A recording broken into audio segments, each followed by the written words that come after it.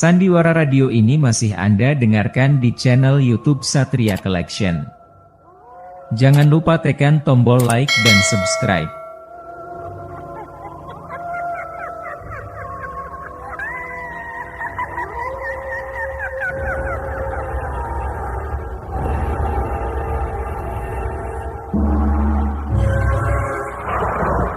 Den Haas Adiasmara dengan bangga mempersembahkan serial Sandiwara Radio Misteri Mak Rompang, Misteri Mak Rompang, Misteri Mak Rompang.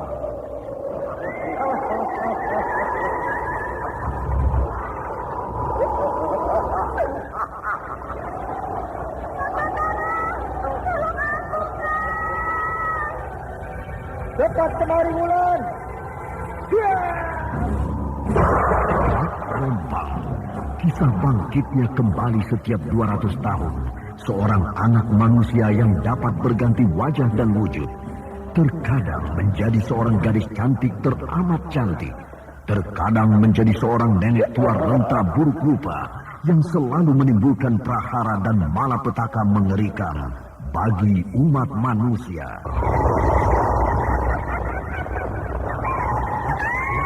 Bahaya, kita dalam bahaya. Sina, cepat tinggalkan tempat ini. Tunggu Kamira, aku mau menutup warung dulu. Jangan pikirkan warungmu, pikirkan nyawamu. Menjauh, Tuk-Tunggal sudah menjauh. Takut itu berapa panas. Tuk-Tunggal ada di mana, Wira? Tuk-Tunggal berada di jalan kampus. Ini cepat. Ini keluar dari desa.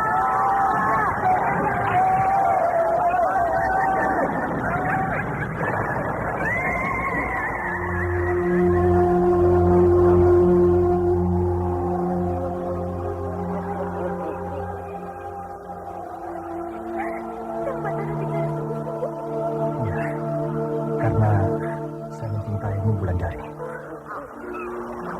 Mak Rompang diselingi pula tawa ria penuh canda serta kisah cinta kasih yang penuh dengan liku-pilu kehidupan dari dua insan manusia.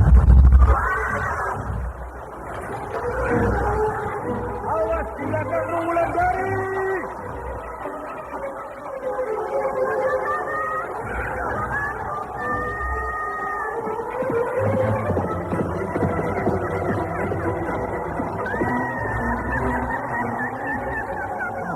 Celaka, Wulandari dibawa lari Mak Rompang. Lihat.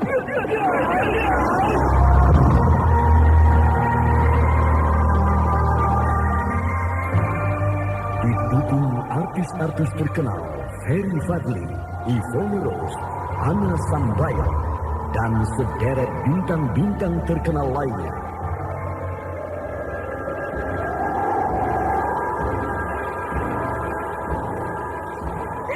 Benar, Aning. Suara lonceng siluman itu terdengar di kejauhan, Aning.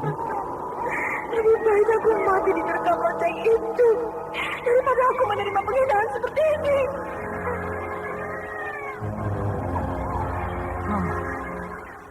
Yang mana yang harus aku tolong? Aning atau bayinya ini? Ikutilah episode ke-6, Lonceng di Tengah Malam. Lonceng di Tengah Malam. Lonceng di Tengah Malam.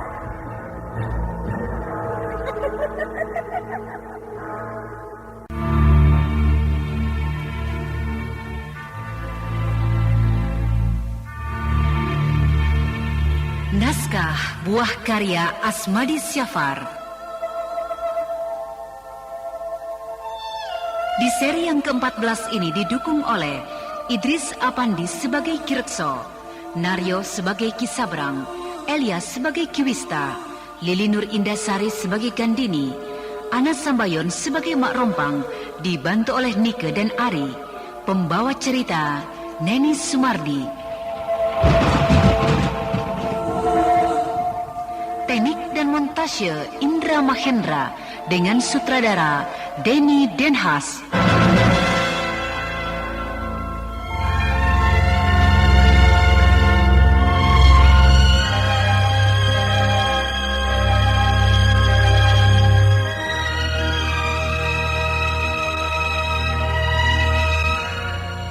Pada kisah yang lalu diceritakan, Gandini telah jatuh cinta pada putra Panglima Perang Kerajaan, Raden Wangsadirja.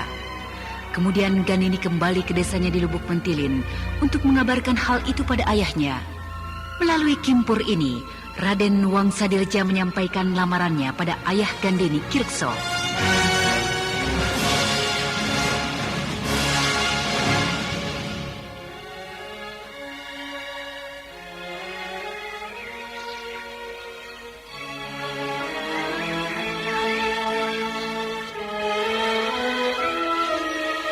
Aku tak mengira bahwa kepergian anakku ke kota raja membawa berkah kebahagiaan di rumah ini.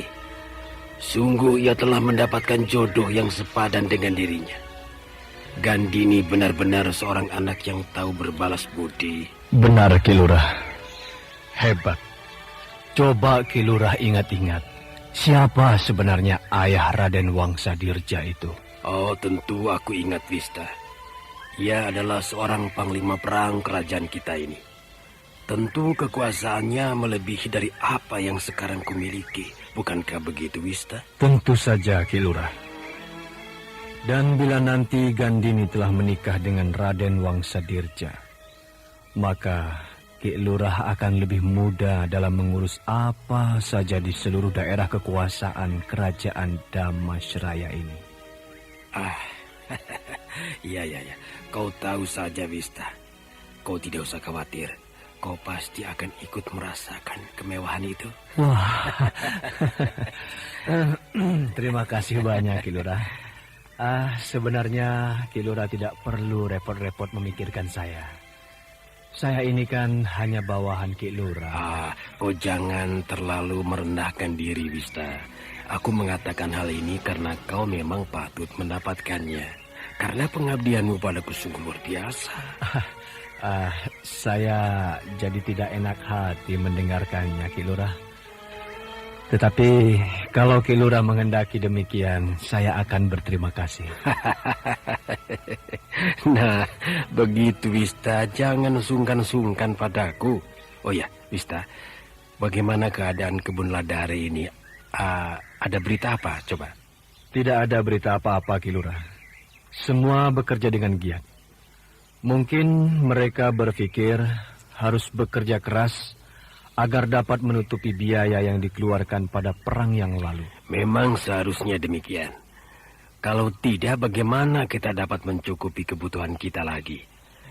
Bagaimana kerja Ki Sabrang hari ini? Ada kesulitan dia? Wah, kalau yang satu itu, saya sendiri belum mendapat laporannya, Ki Lurah. Gimana? Mungkin Ki Sabrang benar-benar sibuk sehingga tidak ada waktu untuk datang kemari. Tidak ada waktu? Bagaimana, Wista? Dia hanya memeriksa kebun lada dan sekali-kali memberi pengarahan pada pekerja itu. Ya, tapi kan Ki Sabrang baru saja melakukan tugas ini, Ki Lurah. Mungkin agak repot. Bayangkan saja, dia harus berkeliling di desa ini melihat kebun lada dan bertanya pada pekerja itu, mereka butuh apa lagi? Ya, aku maklum, Wista. Tugas yang aku berikan ini memang berat sekalipun ia seorang perwira sandi, ya. Benar juga, Ki Lurah.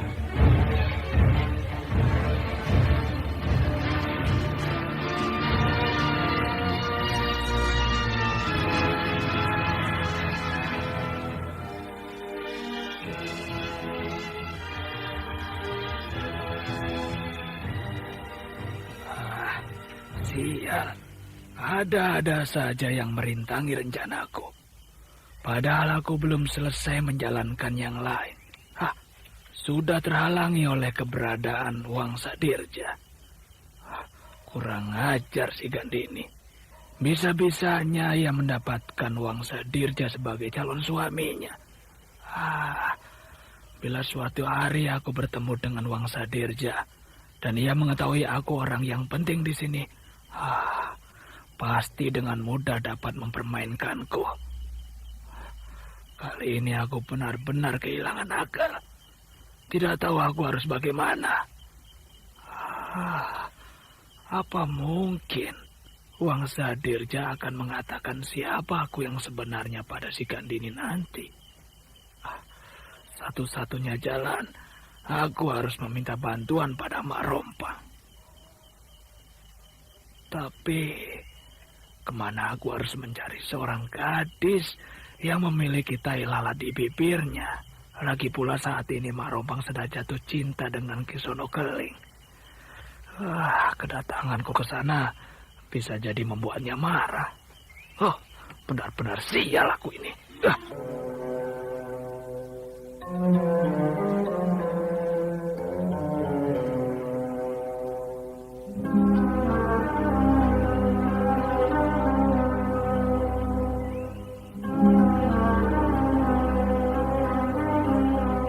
Marni, aduh, di mana kalau letakkan bayimu, ha?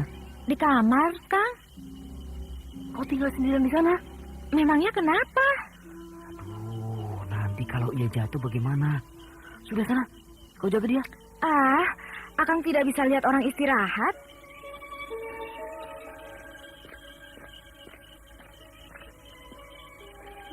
Marni, kau sudah pasak semua pintu dan jendela?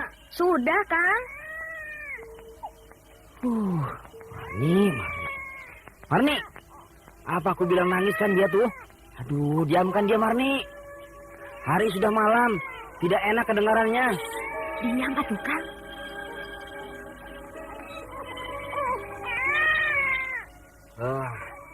Apa dia sakit Marni? Hah? Mari, aku raba keningnya. Agak panas ya. Tapi tadi sore ia sehat-sehat saja. Kenapa sekarang dia panas begini ya? Kang, dengar suara lonceng itu? Suara itu berasal dari ujung desa ini, Kang. Iya, aku juga mendengarnya. Mungkin ia datang untuk meminta korban. Akang bicara apa? Tidak. Aku tidak bicara apa-apa.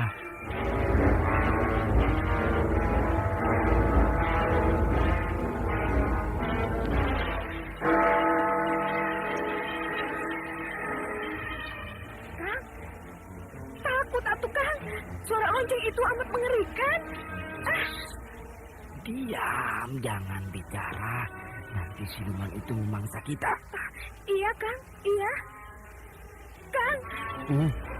Aduh, kenapa suara lonceng itu seperti berdentang-dentang di telingaku? Marni. Kenapa kau? Dia pingsan. Anakku. Aku telah melupakannya.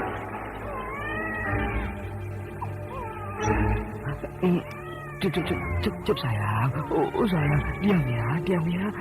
Ibumu akan datang memberimu susu, ya.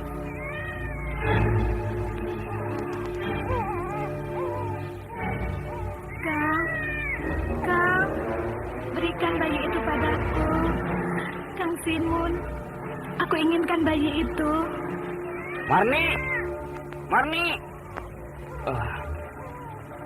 Ini bayimu. Lihat, ia kedinginan. Biarkan aku yang menggendongnya, Kang.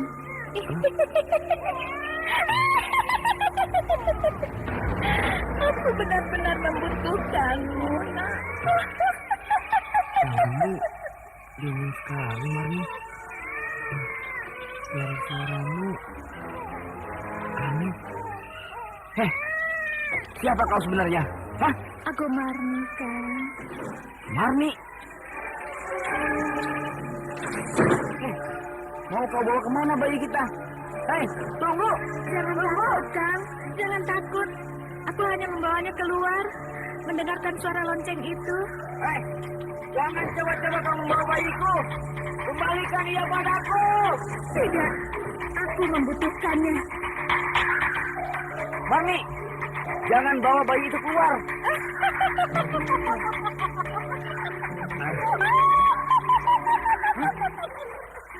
Aku membutuhkannya, Kang Si. Aku membutuhkannya. Tolong! Kenapa kita membawa lari bayiku?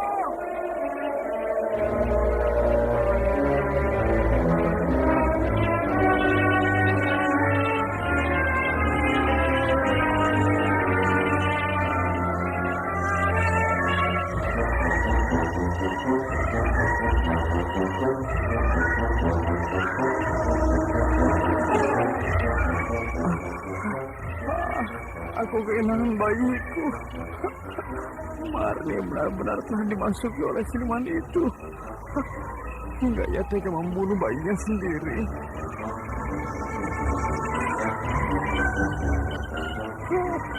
Istriku. Ada apa, Kang? Istriku. Marni telah dimasuki oleh siluman itu. Bayiku telah dibunuhnya. Sekarang Marni di mana, Kang? Aku tidak tahu. Semalam ia berlari menuju ke arah hutan. Ayo kita cari, kita bersama-sama cari Marni. Ayo, cari. Kang Simun, tunggu di sini saja. Biar kami yang mencari Marni. Mudah-mudahan ia selamat.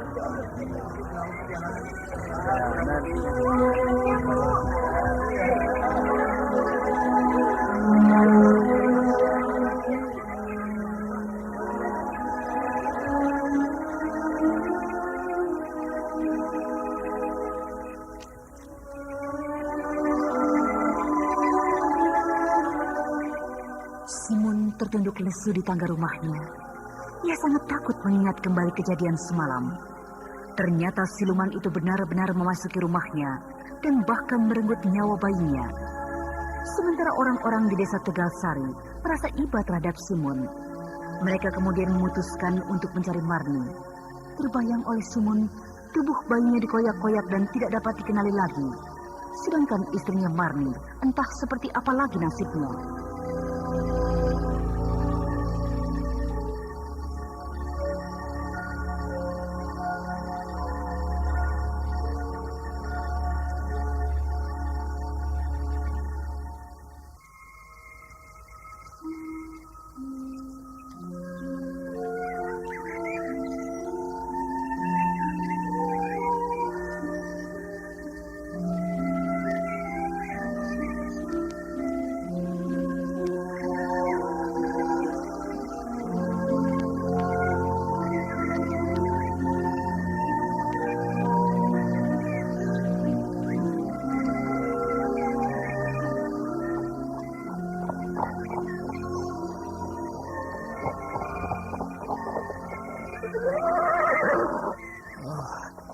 Aku harus segera ke rumah Kilura untuk memastikan kebenaran berita mengenai pernikahan Kandini dengan Raden Wangsadirja.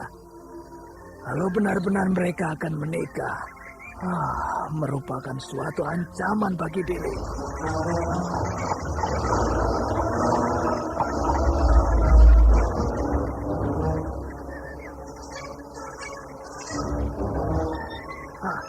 Kebetulan Kirekso ada di halaman.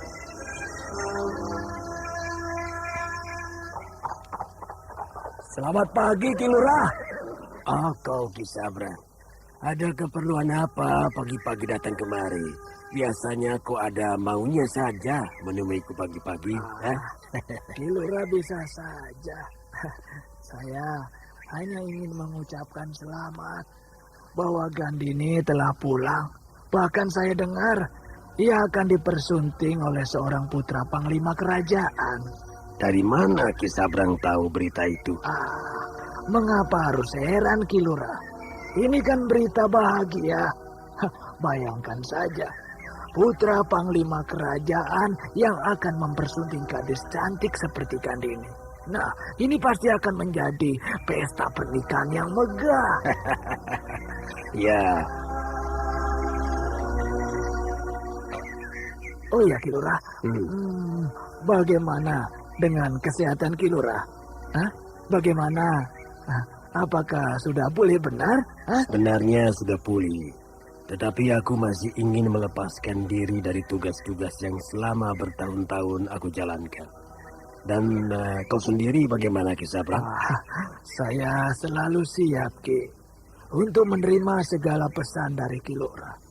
Tetapi bila Kilura telah sembuh benar, akan saya kembalikan tugas ini kepada Kilura kembali. Saya takut dikira orang yang serakah. Padahal kan maksud saya adalah baik. Kenapa Kisabrang punya pikiran semacam itu? Mungkin saja Kilura karena tidak semua orang menyukai saya, Kilura. Hal ini Ya, mungkin saja terjadi, Ki Lurah. Kan aku sudah pernah katakan padamu, bila ada orang yang tidak suka, katakan saja padaku, aku akan membereskannya. Iya. Terima kasih, Ki Lurah. Ki, apakah Raden Wangsa Dirja sendiri yang datang melamar Gandini kemari? Oh, tentu tidak. Tapi ia menyuruh orang kepercayaannya untuk memohon persetujuanku mempersunting Gandini. Kenapa kau bertanya demikian, Ki Sabrang? Apakah kau belum pernah berjumpa dengan Raden Wangsa Dirja?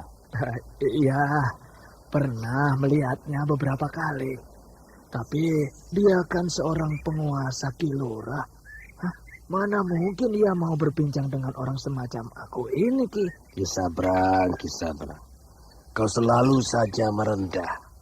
Padahal engkau adalah orang kaya di desa ini. Perdagangan ladamu maju pesat. Hartamu di mana-mana dan istrimu cantik-cantik semua.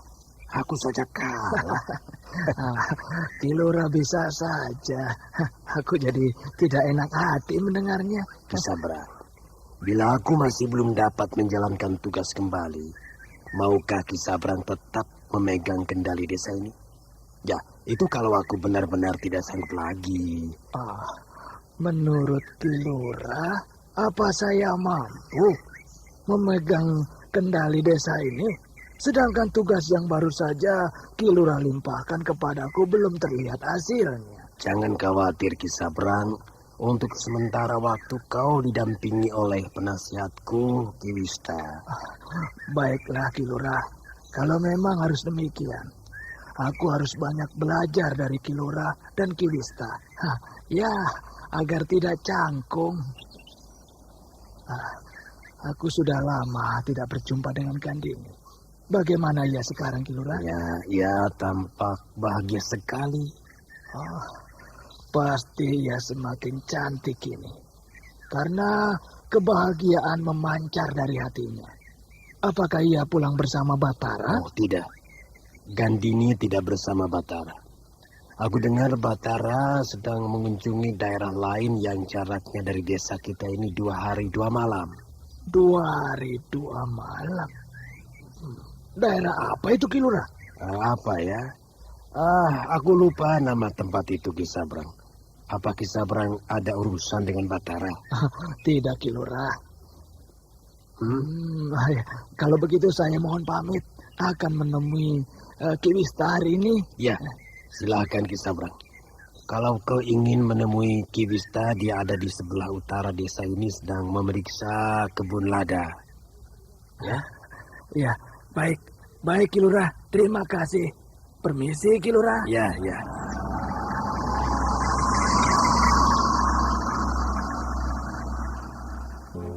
Kedatangan Ki Sabrang menemui Ki Lurah sebenarnya untuk mengetahui rencana Ki Lurah selanjutnya terhadap siapa yang akan memegang kendali desa Lubuk Mentilin selanjutnya. Mendengar keterangan Ki Lurah tadi, Ki Sabrang menjadi lebih yakin bahwa dirinya lah yang akan menggantikan Ki Rekso kelak.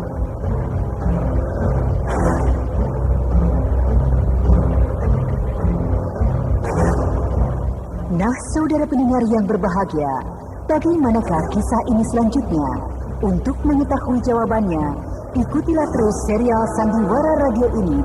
Sampai jumpa.